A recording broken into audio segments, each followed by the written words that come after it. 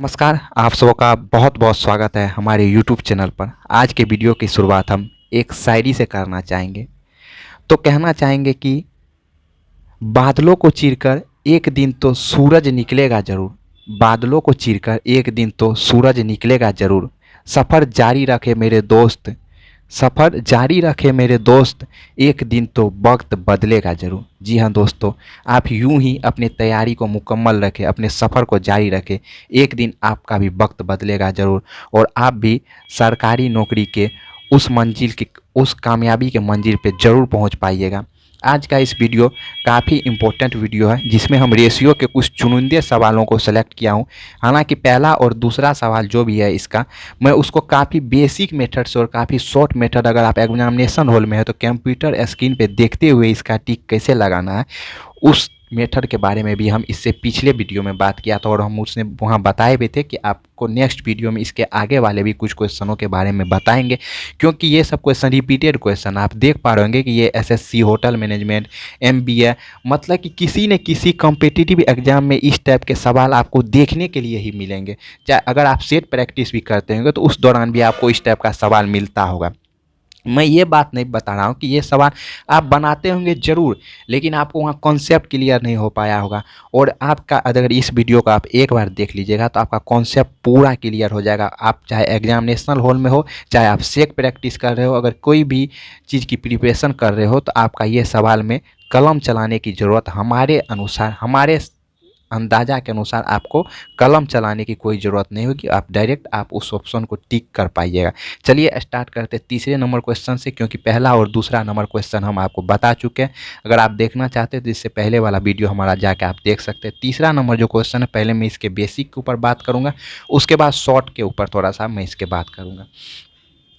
3 number का जो question है उनमें हमारा रेशियो दिया गया है, ए और बी का रेशियो दिया गया है। ये रेशियो हमें 3:4 दिया गया है और बी और सी का भी रेशियो हमसे दिया गया है 5:7 और सी और डी का भी रेशियो हमें दिया गया है 8:9। ठीक, यहाँ हम शॉर्ट मेथड से बताएंगे। थोड़ा सा पहले मैं बेसिक के ऊपर भी आपसे चर्चा कर लूँ। अगर मैं ए रेशियो बी को अगर मैं लिखना चाहूँ तो इसे A/B भी हम लिख सकते हैं। तो A/B अगर मैं लिखूँ तो ये 3:4 को भी 3/4 लिख सकते हैं। अगर मैं BC को लिखना चाहूँ तो B/C लिख सकते हैं और इसे 5/7 लिख सकते हैं। और इसमें C/D इसे लिख सकते हैं और इसे 8/9 लिख सकते हैं। इससे पिछले वीडियो में हमने बताया था कि जब भी रेशियो हो तो रेशियो को हम भिन्न के रूप में बदल सकते हैं। और अगर भिन्न के रूप में बदल सकते हैं तो आप जानते हैं कि भिन्न के अगर अंश में किसी संख्या से गुना करेंगे तो हर में भी उसी संख्या से हमें गुणा करना पड़ेगा। ये भिन्न का रूल होता है, नियम होता है। मैथ में आप बखूबी रूप से इस बात को जानते होंगे। हमें यहाँ कहा जा रहा है कि ए और डी निकालने के लिए, अर्थात A/D निकालने के लिए कहा जा रहा है। तो A/D निकालने का मतलब हमें A/D निकालने के लिए कहा जा रहा है।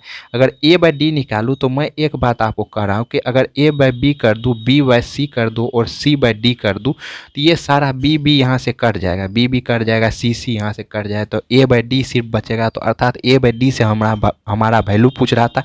अगर हम इन सभी को इस प्रकार से कैलकुलेट करें तो A/D का मान निकल सकता है। लेकिन हम इतना कैलकुलेशन इसलिए कर रहे हैं चाहे कि हमें A/B का वैल्यू पता है, B/C का मान पता है और C/D का मान पता है। हम उन सभी वैल्यू को यहाँ पुट करेंगे तो A/D का मान निकल सकता है। जैसे कि यहाँ पुट करके भी आपको दिखाते हैं।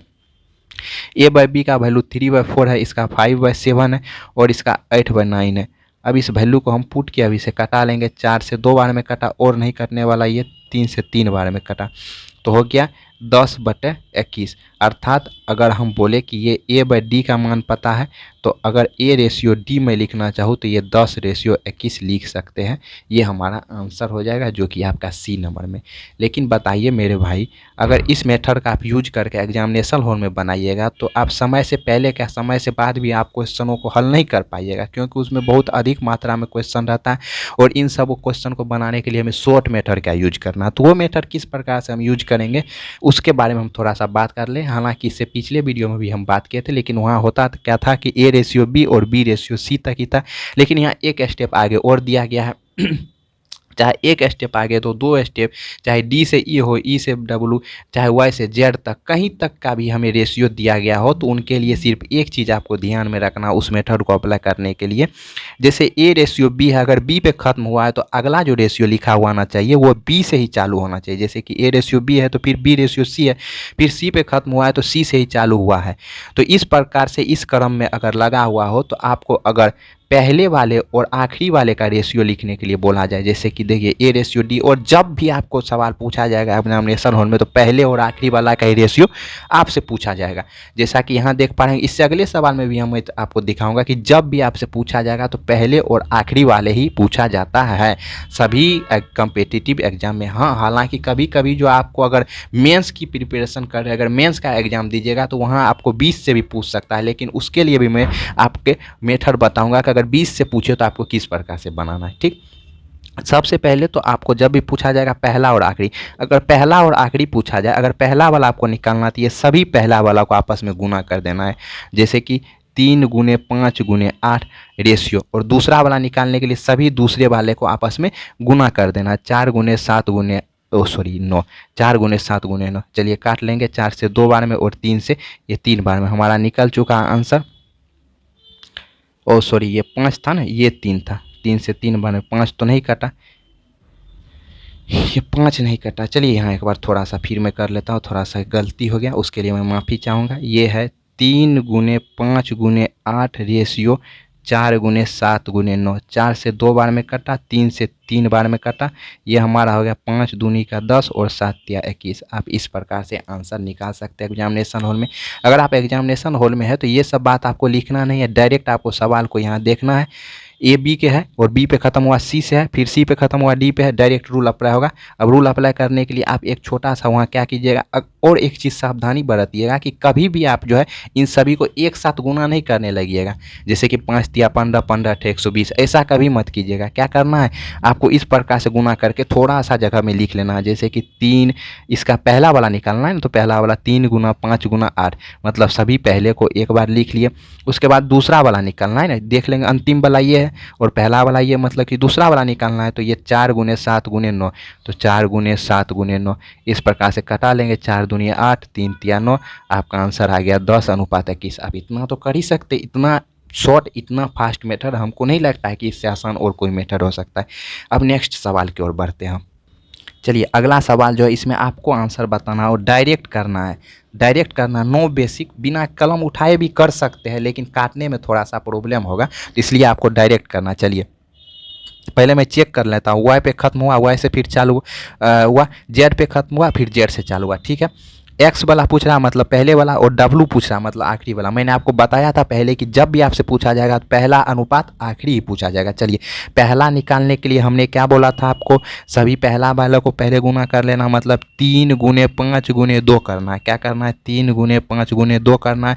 और आखिरी वाला निकालने के लिए दूसरी वाला जो है, दूसरे यानी दूसरा निकालने के लिए दूसरे वाला को गुना 4 गुना 6 गुना 3 करना, 4 गुना 6 गुना 3 करना। चलिए कटता है तो कटा लेते, 3 से 3 कट गया और 2 से ये 3 बार में कटा, तो आपका हो गया 5:12। 5:12 आपका आंसर हो गया। जरा हम टिक कर लेंगे, डी नंबर में है 5:12। अब इससे आसान क्या हो सकता है भाई, तो आप इस ट्रिक का ही फॉलो करके आप वहाँ बना सकते हैं। ये ट्रिक कैसे बना, इस कन्फ्यूजन को भी आप दूर कर सकते हैं। अगर आपसे कोई पूछ दे कि ये कैसे ट्रिक काम करता है तो आप बेसिक रूप से उसे बता दीजिए इस प्रकार से करना है, लेकिन एग्जामिनेशन हॉल में इसी प्रोसेस को अपनाना है ताकि आप सवाल को जल्दीबाजी में बना सकें। अगला सवाल की ओर हम बढ़ते हैं। चलिए ये जो सवाल है आपका 5वां नंबर का, ये दूसरा वैरायटी का क्वेश्चन है। इसमें भी मैं पहले बेसिक बताऊंगा। हालांकि कुछ स्टूडेंट हमें कमेंट किए थे कि इतना बड़ा मेथड का हम यूज कैसे कर पाएंगे। अरे भाई हम आपको उतने बड़े मेथड का यूज करने नहीं बोल रहे हैं, पहले आप बेसिक सीख पाइएगा तो भी तो आप, अगर बेसिक आपके ध्यान में रहा रहेगा। अगर मैं इसी क्वेश्चन को डायरेक्ट आपको ट्रिक से सॉल्व करके बता दूं तो आपको ट्रिक रखना पड़ेगा ना। अगर आप बेसिक सीख लिए हैं तो आप ही बताइए कि आपको कभी वो चीज़ फिर से देखने की, कभी रिवीजन के दौरान ये अगर आप देखिएगा, एक बार बेसिक लिखा हुआ रहेगा तो तुरंत माइंड में सेट हो जाएगा ना।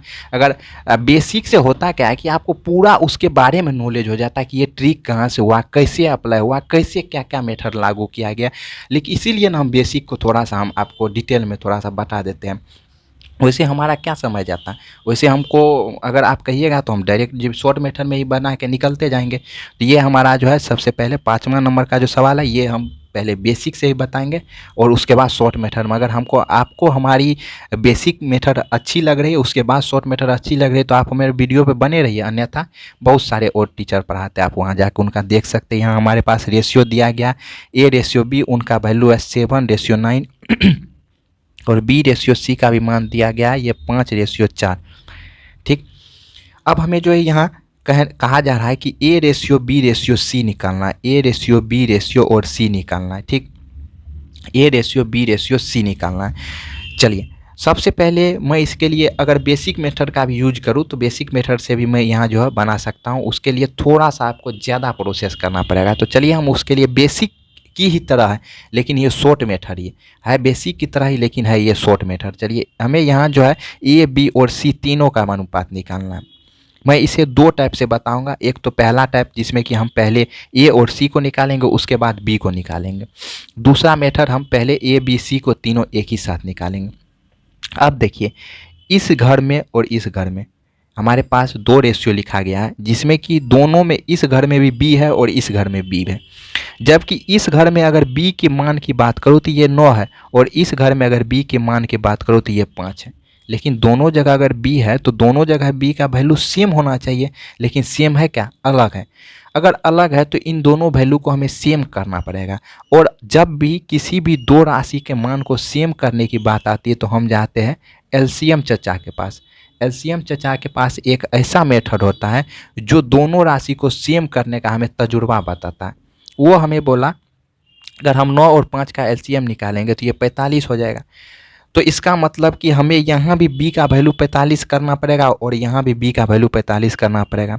अगर 9 को 45 बनाना है तो हमें 5 से गुना करना पड़ेगा। और आप जानते हैं कि रेशियो के अगर किसी एक पद में आप गुना कीजिएगा तो दूसरे भी पद में गुना करना पड़ेगा। अब यहाँ देखिए, अब यहाँ जो है 5 को भी 45 बनाना ना, चूँकि एलसीएम चचा का कहना है कि 45 दोनों जगह बना दो तो दोनों का वैल्यू सेम हो जाएगा।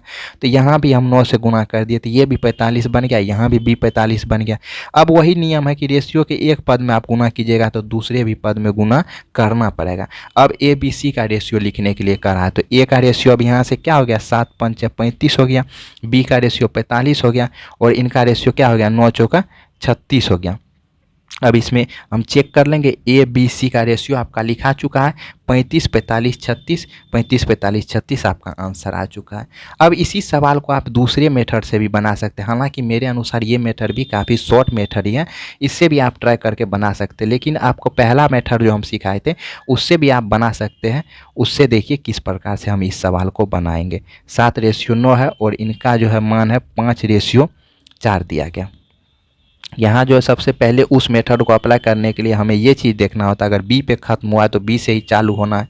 तो हमें सबसे पहले इस मेथड से तो A और C का मान वैल्यू निकलेगा, तो A और C का तो वैल्यू निकाल सकते हैं ना। उसके बाद B पे हम चर्चा करेंगे। चलिए A और C का वैल्यू निकालने के लिए, A निकालने के लिए हम बोले दोनों पहले वाले को गुना, तो 7 × 5 हो गया। और जो है अगर C निकालना है तो दोनों लास्ट वाले को आपस में गुना करेंगे तो 9 × 4 हो गया। ठीक, तो ये हमारा हो गया 35 और ये हमारा हो गया 36।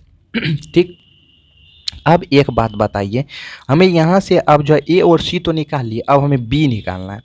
B निकालने के लिए अब एक चीज़ बताइए, हमारे पास यहाँ रेशियो दिया गया है A/B का वैल्यू 7/9 दिया गया। आप किसी एक का इस्तेमाल करके B निकाल सकते हैं, चाहे इस घर का इस्तेमाल कीजिए चाहे इस घर का इस्तेमाल कीजिए, किसी एक घर का। मैं इसी घर से निकालता हूँ, आपका मन हो तो इससे भी आप निकाल सकते हैं। यहाँ AB का रेशियो दिया गया है कितना, 7/9 दिया गया। जबकि A का वैल्यू हमें यहाँ कितना निकला, 35 निकला है। A का वैल्यू हमें वास्तव में 35 निकला है। तो इसका मतलब हमें 7 को 35 बनाना होगा। तो 7 को 35 बनाने के लिए हमें 5 से गुना करना पड़ेगा। अगर A में 5 से गुना कीजिएगा तो B में भी 5 से क्या करना पड़ेगा, आपको गुना करना पड़ेगा। तो आपको यहाँ से निकल चुका है AB का वैल्यू 35 45 और C का मान तो यहाँ पहले से आपको निकल ही चुका है। तो आप यहाँ से ABC को आप एक साथ लिख सकते हैं। A का मान निकल चुका है आपका 35 और बी का मान आपका निकल चुका है यहाँ 45 और सी का मान आपका यहाँ से निकल चुका है 36। तो आप इस मेथड का भी उपयोग करके बना सकते हैं। हालांकि आप अगर इस मेथड का उपयोग कीजिएगा तो उतना कैलकुलेशन आपको, जैसे कि हम ढेर सारा कैलकुलेशन इसलिए किए ताकि आपको अच्छी तरीके से समझा सकूं। तो अगर इस मेथड का कोई अगर आप अप्लाई कर रहे हैं तो आप जो है इससे भी बना सकते हैं, लेकिन इससे ज़्यादा बेटर रहेगा इस मेथड का ही आप यूज कीजिएगा, तो आप सवाल को आसानी से बना पाइए। तो हम और नए जोश और उमंग के साथ आपको एक नए टॉपिक के साथ अगले नेक्स्ट वीडियो में इसी तरीके से अच्छे जो पूछे जाने वाले क्वेश्चन उन्हीं के साथ मिलेंगे। तब तक के लिए धन्यवाद।